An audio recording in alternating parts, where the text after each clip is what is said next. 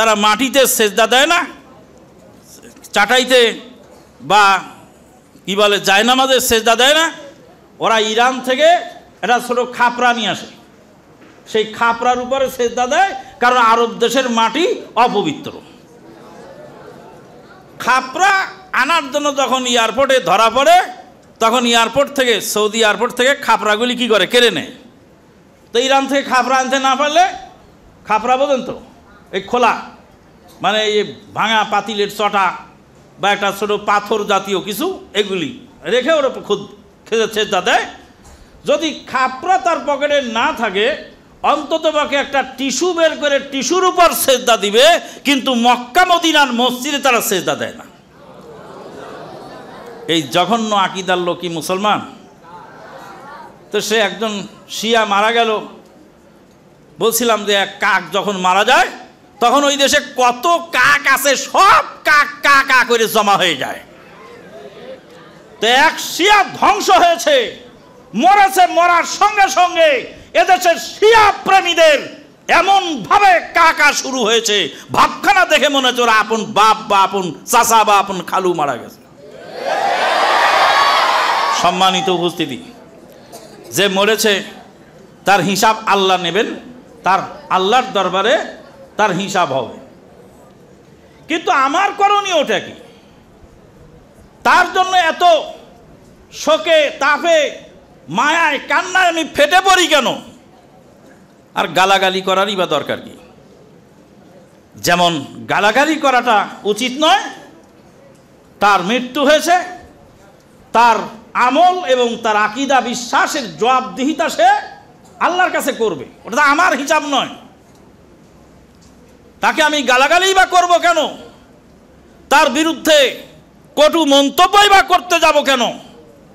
আর তার জন্য মায়া কান্নাই বা কাঁদবো কেন? কমসে কম জাতিকে সতর্ক করে দিতে হবে যে এরা মুসলিম নয়, এরা আমাদের ভাই নয়। আমাদের একজন আলেম বলছিলেন, প্রখ্যাত আলেমে দিন, তিনি বলছিলেন শিয়ারাও আমাদের ভাই। আমরা বলছিলাম যারা আমাদের মা আয়েশা সিদ্দিকাকে চরিত্রহীনা বলে গালি দেয়, তারা তোমাদের ভাই হতে পারে কিন্তু আমাদের ভাই নয়। পরীক্ষা করার একটা সহজ বুদ্ধি আছে, বলবো যে আচ্ছা ঠিক আছে, শিয়ারা তো তোমাদের ভাই, শিয়ারা তো মুসলিম মানলাম, তিনি তো এই যে ইব্রাহিম রাইসি মারা গেল, ইব্রাহিম রাইসি বড় হিতাকাঙ্ক্ষী, বড় মুজাহিদ, মুসলমানদের দরদি বন্ধু মুজাহিদ মারা গেছে, এই বলে যে তুমি বলছো, তোমাকে একটা কথায় পরীক্ষা করব, আমি তোমার জন্য দোয়া করি আল্লাহ যেন তোমাকে হাসরের ময়দানে ইব্রাহিম রাইসির সঙ্গে হাসর করার তৌফিক দান করে। এবার আমিন কও, আমিন কি বলবে? এক ছাত্র বলতেছিল মদিনা ইউনিভার্সিটিতে, বলছিল শিয়ারা মুসলমান। তখন আমার উস্তাদ প্রফেসর মনসুর সেমারি তিনি বলছিলেন আল্লাহ তোকে শিয়াদের সাথে হাসরের ময়দানে যেন উঠায়, আমিন বল। আর আমিন বলে না। বলে তুই যে আমিন বলিস না, তাতে তো বোঝা গেল দাল মে কুছ কালা হয়, দাল মে কুছ কালা হয়। তার মানে ও নিজেও সন্দিহান, মুসলিম বলতে রাজি নয়। আমি আল্লাহর কাছে দোয়া করি, আল্লাহ তুমি আমাকে আবু বকর সিদ্দিকের সঙ্গে হাসরের ময়দানে উঠার তৌফিক দিও। আল্লাহ তুমি উমরে ফারুকের সঙ্গে উঠার তৌফিক দিও। মা আয়েশা সিদ্দিকা রাদিয়াল্লাহু তাআলা আনহার কাতারে আমাদেরকে উঠার তৌফিক দিও। সাহাবায়ে কেরামের কাতারে উঠার তৌফিক দিও। এই শিয়াদের থেকে, এই জালেম থেকে, এই বেঈমান থেকে আমরা দুনিয়াতেও আমরা সম্পর্ক ছিন্ন ঘোষণা করছি, হাসরের ময়দানেও সম্পর্ক ছিন্ন অবস্থায় উঠতে চাই। সম্মানিত উপস্থিতি, শিয়াদের সবচেয়ে বড় যেটা পয়েন্ট সেটা হলো তাদের একটা নীতি আছে, তার নাম হলো তকিয়া নীতি। তকিয়া নীতি মানে হলো ধোঁকাবাজির নীতি। মানে যে দেশে যায় সে দেশের সেই লেবাস তারা পরে। আমাদের দেশে একটা ইসলামী দল আছে, সেই ইসলামী দলের অবস্থাও তাই। তারা যে দেশে যেখানে যায় তাদের লেবাস পরিবর্তন করে। এদেশের বড় ইসলামী দলের বড় লিডারকে সাংবাদিকেরা জিজ্ঞেস করেছিল যে আপনারা যে ইসলাম কায়েমের জন্য মাঠে ময়দানে সংগ্রাম করেন, তো আপনাদের এই ইসলামের নমুনা পৃথিবীর কোন দেশে আছে? তো বলছে ইরানে আছে। আমরা যে ইসলাম কায়েম করতে চাই সেই ইসলাম কোথায় আছে? ইরানে আছে। তারপরে সাংবাদিক জিজ্ঞেস করলেন, ইসলামিক এদেশের ইসলামের নামে আন্দোলনকারী বড় দলের বড় নেতাকে জিজ্ঞেস করতেছে সাংবাদিক যে আপনারা যে ইসলাম কায়েম করতে চান মডেল কোন দেশে আছে? বলে মডেল আছে ইরানে। সৌদি আরবে নাই? বলে সৌদি আরবে আছে আংশিক। সৌদি আরবে আছে আংশিক। তাদেরই আর একজন বয়স্ক লিডার সে বলছে যে সৌদি আরবে হালাল পতিতালয় খুলেছে আর ইসলামের খেদমত করতেছে ইরান। নাউজুবিল্লাহ। যারা নবীর সাহাবীদেরকে গালি দেয়, যারা আল্লাহ নবীর স্ত্রীর চরিত্র নিয়ে কথা বলে, তারা ইসলামের কি খেদমত করল আর না করলো সেটা আমার দেখার বিষয় নয়। বলছিলাম তারা ওই শিয়ারা যেমন তাকিয়া নীতি অবলম্বন করে চলে, আমাদের দেশের ওই বড় দল ইসলামের নামে যারা কাজ করে যাচ্ছে তারা ওই তাকিয়া নীতিতেই চলে, যার ফলে তাদের রং পরিবর্তন হয়। একবার এই মহিলার শাড়ির আঁচলের তলে যায়, আবার ওই মহিলার শাড়ির আঁচলের তলে যায়, আবার এখানে ওকে সমর্থন করে, আবার ওখানে ওকে সমর্থন করে। এটা নাকি তাদের রাজনীতি। তোমার রাজনীতি যদি তোমার আকীদা বিশ্বাস থেকে বিচ্যুত করে, ঠিক তোমার এই রাজনীতিকে। সম্মানিত উপস্থিতি, শিয়াদের সম্পর্কে বলতে গেলে অনেক কথা আছে।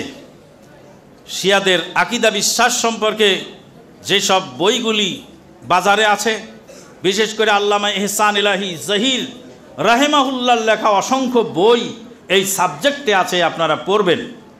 নেটে সার্চ দিবেন তাওসিফুর রহমান রাশেদি, আমাদের হক্কানি আলেম ওলামার আছে, প্রফেসর ডক্টর আবু বকর জাকারিয়া সাহেবের আছে, আমাদের মহতারাম আমিরে জামাতের অনেক লেকচার আছে এই মর্মে।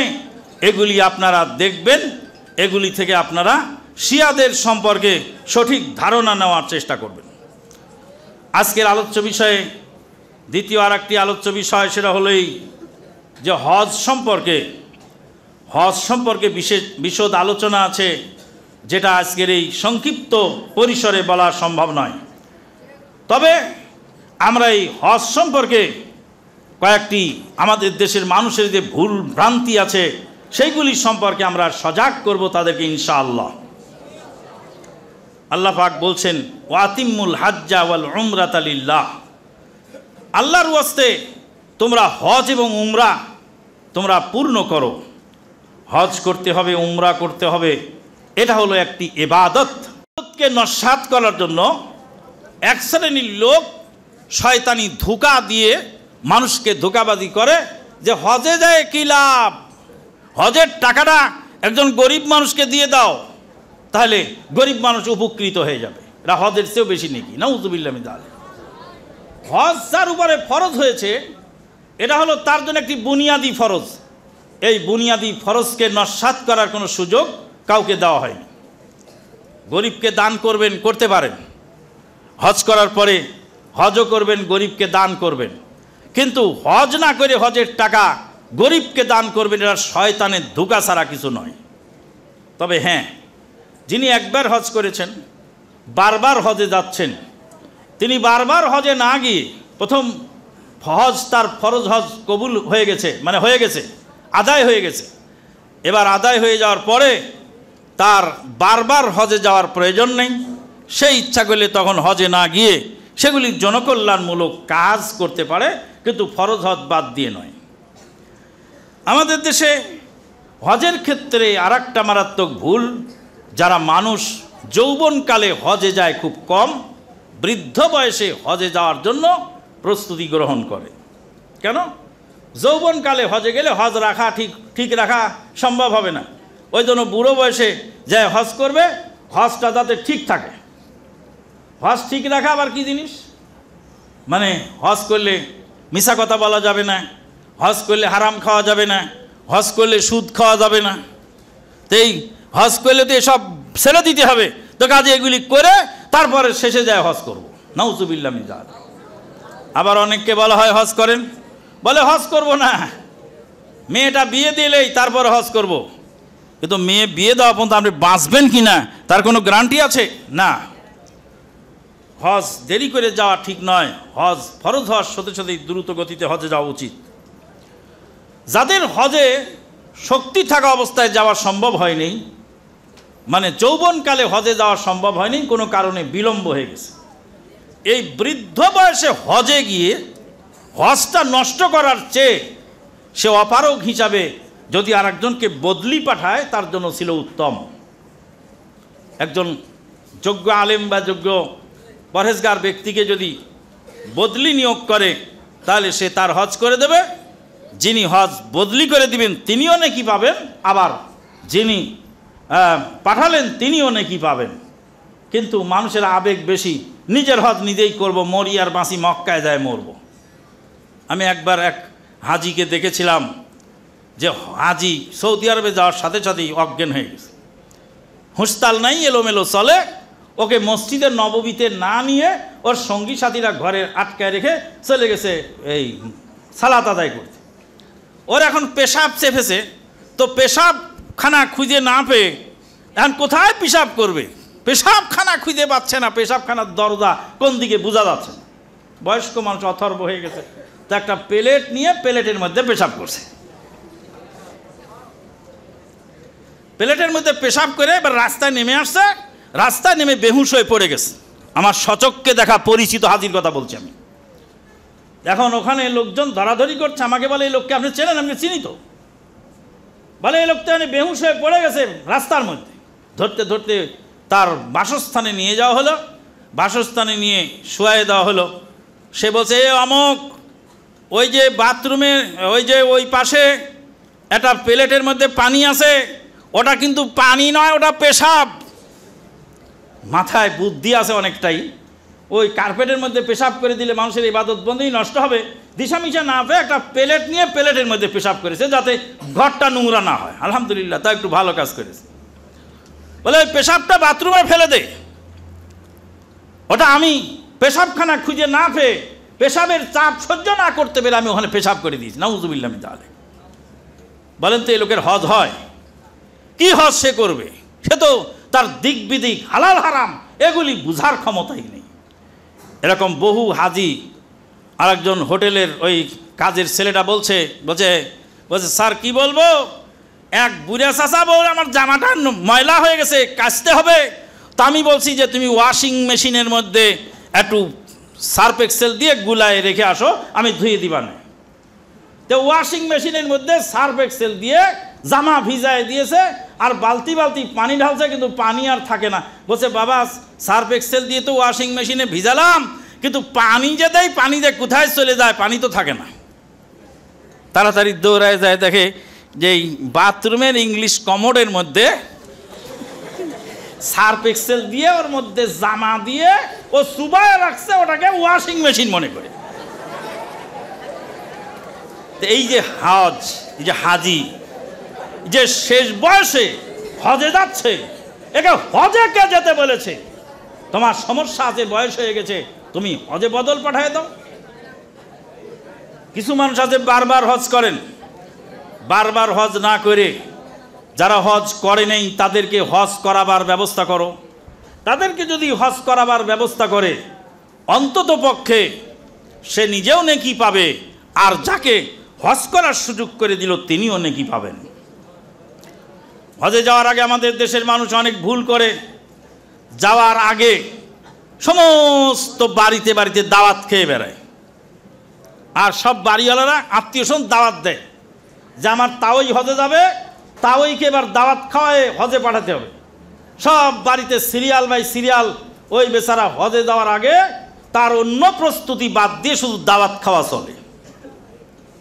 এবার বাড়িতে সমস্ত আত্মীয় স্বজনকে দাওয়াত করে গরু জবাই করে খাসি জবাই করে অনুষ্ঠান করে তারপরে হজে যায়, সম্মিলিত মোনাজাত বেদাত অনেক কিছু সেখানে হয়। আবার হজ থেকে ফিরে এসে মসজিদে বসে থাকে। কেন? 40 দিন মসজিদে বসে থাকতে হবে, তারপরে বাড়িতে যেতে হবে, সংসারে যেতে হবে, তা না হলে হজ কবুল হবে না। হজ থেকে ফিরে এসে আবার মানুষের বাড়িতে দাওয়াত খায়, সমস্ত মানুষকে আবার জমা করে আবার দাওয়াত খাওয়ায়। এইসব বেদাতি কাজ আমাদের দেশের হাজিদের দ্বারা হয়ে থাকে, এগুলি থেকে সতর্ক হওয়া উচিত। আমাদের দেশের হাজি সাহেবান যারা হজে যান, ভালো মানুষ তো হজে যায় খুব কম। আবার ভালো করে শুনেন, বাস্তব কথা বলছি, ভালো মানুষ হজে যায় খুব কম। একজন আলেম সাহেব মসজিদের ইমাম, তার হজে যাওয়ার টাকা নেই, বহু কষ্ট করে বা কোনো মুসল্লি তাকে কিছু টাকা দিয়েছে তো হজে যাচ্ছে। একজন স্কুলের টিচার, ভালো মানুষ, ভদ্র মানুষ, শিক্ষিত মানুষ, জীবনে কাজকর্ম করে সারা জীবন চাকরি করে শেষ জীবনে পেনশনের কয়টা টাকা পেয়েছে, তাই নিয়ে হজে যায়। আর প্রত্যেক বছরে যারা হজে যায় তারা হলো অধিকাংশ বলছি, অধিকাংশ মেম্বার, চেয়ারম্যান, বাটপার, সিটার, সুদখোর, ঘুষখোর, তারিখোর, মদখোর, হারামখোর, জুয়াচোর। শুনতে খুব খারাপ শোনা যায়, জুয়াচোর, হারামখোর, কি বলে ঋণ খেলাফি, তারপরে সুদখোর, একদম কঠিনভাবে সুদ খেয়ে বেড়ায়, প্রত্যেক বছর তার হজ করা লাগে। Chairman, member, MP, MC, MLA, অমক তমক ইত্যাদি ইত্যাদি, এরা যারা এই হুমরা সুমরা মার্কা লোক হজে যায়, এরা অধিকাংশই হজের মাঠে গিয়ে মারামারি, পারাপারি, ধস্তাধস্তি, গোলমাল করা ছাড়া আর কিছু করে না। একজন হাজিকে দেখেছি, প্লেটে খেতে দিয়েছে, প্লেটটা ছুঁড়ে ফেলে মারলো ওই হজের কাফেলার যিনি পরিচালক তার দিকে, মেরে বলছে, ওই মিয়া এদিকে আসো, তোমার সাথে চুক্তি ছিল কি, আর করছো কি তুমি এখন? এই প্লেটে খেতে দিয়েছো, এই প্লেটে আমার বাড়ির কুত্তায়ও খায় না।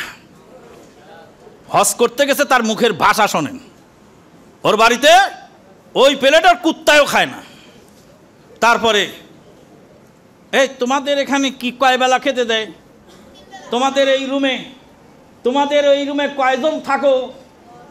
এই কি বলে, প্রত্যেক কাফেলায় প্রত্যেক রুমে ঘুরে বেড়ায় আর তাল্লাশি চালায়, আর এসে এই হাজিদের সাথে গীবত করে, আর বলে যে পাশের রুমে দেখে আসলাম, আমাদের সে বড় রুম ওরা 10 জন থাকতে দিয়েছে, আর আমাদের এই ছোট রুমে 12 জন, এই মুআল্লিমকে সাইজ করতে হবে। মানে হজ করতে যায়নি, ও সকলখুরি করতে গেছে, ও ইবাদত করতে যায়নি। কে কয় বেলা খায়, কি দিয়ে খায়, তার তরকারি কি, এগুলি তালাশ করা হলো তার কাজ। খবরদার, এটা 19-20 হবে, এটা স্বাভাবিক।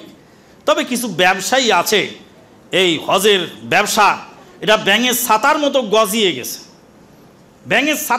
গজিয়ে গেছে, তার মধ্যে অসাধু কিছু ব্যবসায়ী আছে, হাজিদেরকে নিয়েও সিটারির ব্যবসা করে, কুরবানির টাকা মেরে খায়, এরকমও হজ কাফেলার মালিক আছে, মানে দুই দিকেই আছে। তো সে যদি কুরবানির টাকা মেরে খায়, তার হিসাব সে দেবে। কিন্তু আমি হজের মাঠে গিয়ে গালাগালি, মারামারি, বকাবাজি, বাজে মন্তব্য, মিসবিহেভ করে আমার হজটা আমি নষ্ট করতেছি, এতে কোনো সন্দেহ নেই। এক জায়গায় জমা হওয়ার পরে দেখা যায় শুধু গীবত গিল্লামি তাদের দিন পার হয়। সম্মানিত উপস্থিতি, এইসব বিষয়ে যারা হজে যাবেন তাদেরকে সজাগ থাকতে হবে। হজ কবুল হওয়ার জন্য 2টি শর্ত। 1 নম্বর শর্ত ইখলাস, আল্লাহর সন্তুষ্টির জন্য হজ করতে হবে। আর আল্লাহর সন্তুষ্টির জন্য হজ না করলে সে হজ বাতিল হয়ে যাবে, কারণ ইখলাস ছাড়া কোনো ইবাদত কবুল হয় না। হজে যাওয়ার আগেই আমি নাম আলহাজ হাজি সুপারমার্কেট,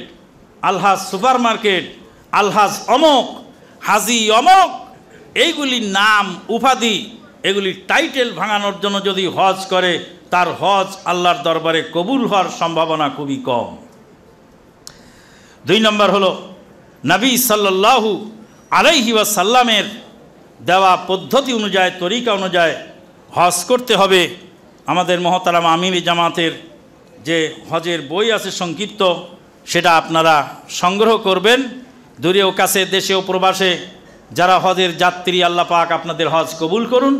হজকে সুন্দরভাবে আদায় করার জন্য ইসলামের যে বিধিবিধান দেওয়া আছে সেই বিধিবিধানগুলি আপনারা ফলো করার চেষ্টা করুন। এর অনেকগুলি প্রশ্ন আসছে। এক নাম্বার হল শিয়াদের মৃত্যু